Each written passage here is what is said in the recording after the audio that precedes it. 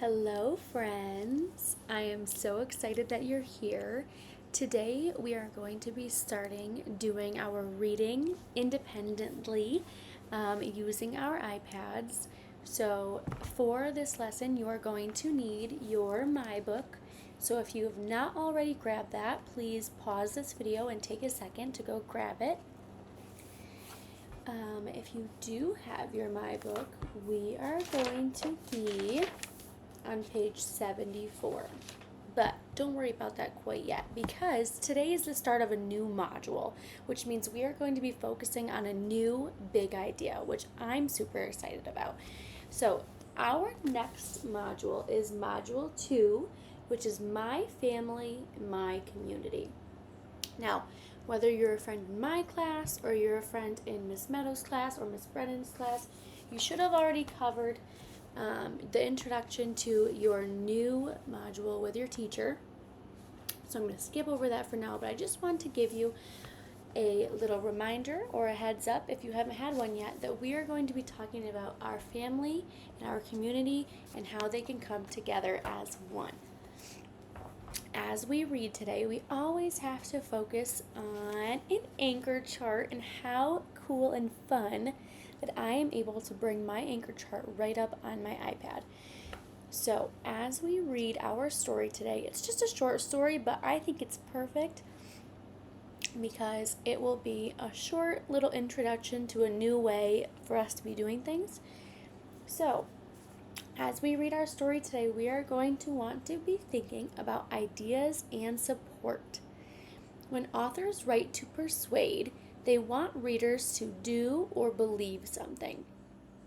So, they are going to give you their opinion. They are going to tell you how they think or how they feel. So, they may say, I think that, or I believe that, or I feel, or they might say, blank is the best because, and then they're going to give you some reasons to back up their opinion.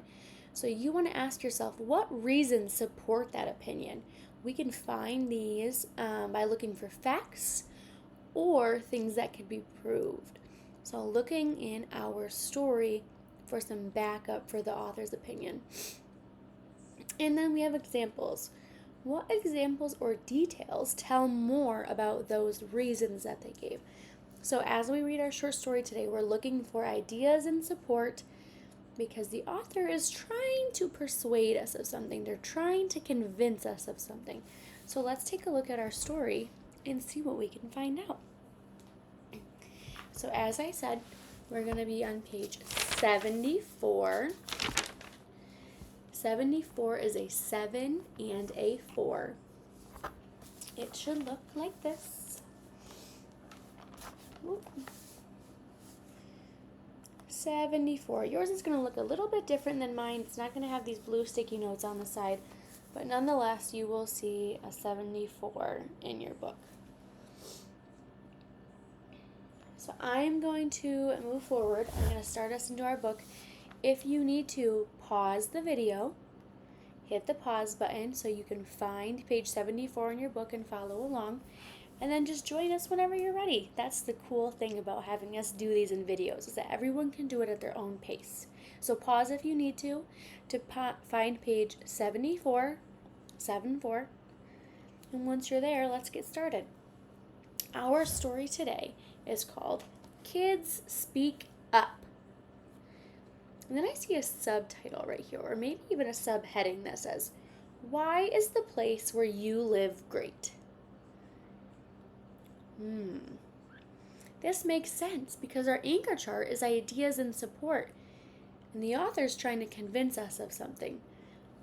Let's see what these 4 kids have to say. I think my town is great. It has a big park. We can play ball. Ooh, make sure you're following along with me in your story. Use that pointing finger to guide you along. I like my town because it has a library. I get tons of books. The workers make my town great. Firefighters put out fires fast. I love my town. It has a lake. My dad and I go fishing. To me, it sounds like each of these 4 kids just told us why or how the place that they live is great. So that anchor chart is right. The author's trying to persuade us of something. In this case, these 4 kids are trying to prove why their town is the best place to be. Now that we've read the story, and again, this is just an introduction day, so when we do this from now on, the stories will be longer. But for today, it's a short one. So now, I have 2 questions for you. And you're probably thinking, Miss Walter, how am I going to answer those questions? You can't hear me. You're right, I can't. But the real Miss Walter, or the real Miss Brennan, or the real Miss Meadows can hear you. So what we're going to do is, if you are at this point where you have read the story and you understand the story, if you do not understand the story, the really cool thing is you can rewind and go backwards and listen to it again and see if that helps you understand. If you're still not understanding, you can raise your hand and ask for help from a teacher. But if you've already rewinded it and you're understanding the story, what I would like for you to do is head down to the rug, and I want you to sit with your hand raised. And if there's another friend already on the rug, then you can give them a high five, and that means they are going to be your partner.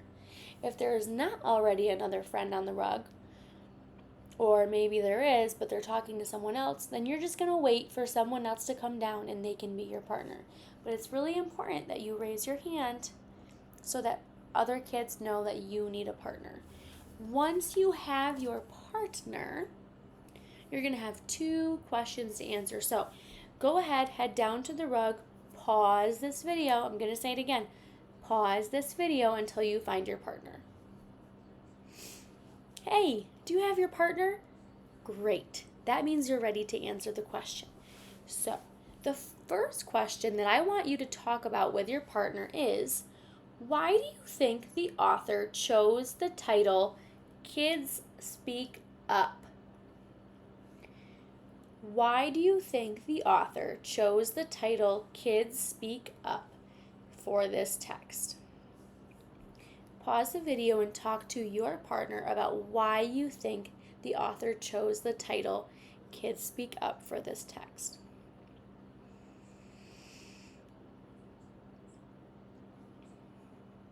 What did you guys say? Let me share my opinion. I think that the author wants kids to speak up and share their opinions, and that's why he titled it Kids Speak Up.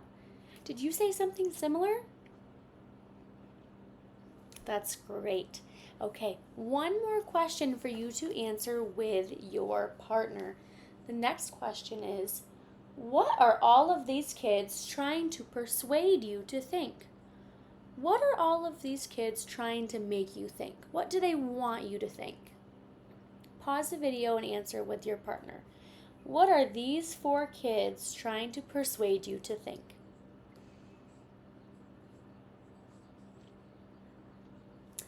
You hit play, so that must mean that you are done talking with your partner and you've come up with an answer. Let me share my answer. I think that all of these kids are trying to persuade us that their town is great. How do I know that? Well, because each of them tells us a special thing about their town.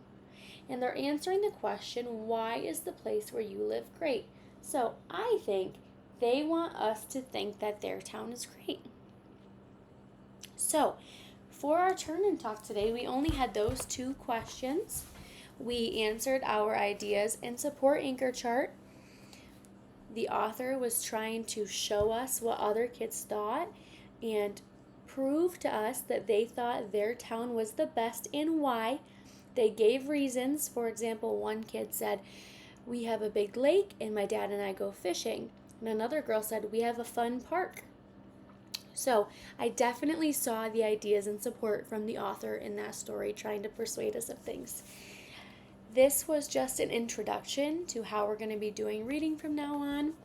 It might have been a little bumpy and rough and a little confusing today, but that's okay because it's just the first time and we still have a lot of learning to do, and we still have so many different stories that we're going to try to do this way. So the best part is if you're feeling nervous and you're like, oh, Miss Walter, this was kind of hard for me, I might prefer to just read with you instead of watching the video. Don't worry, because Miss Walter and Miss Meadows and Miss Brennan, we're all learning along with you. So if you're feeling a little, I don't know, we probably are too. But as long as we try our best and if we're open to different ways of learning, we will be successful. So that was our first story. I look forward to seeing you again tomorrow, and thank you so much for being an awesome reader today.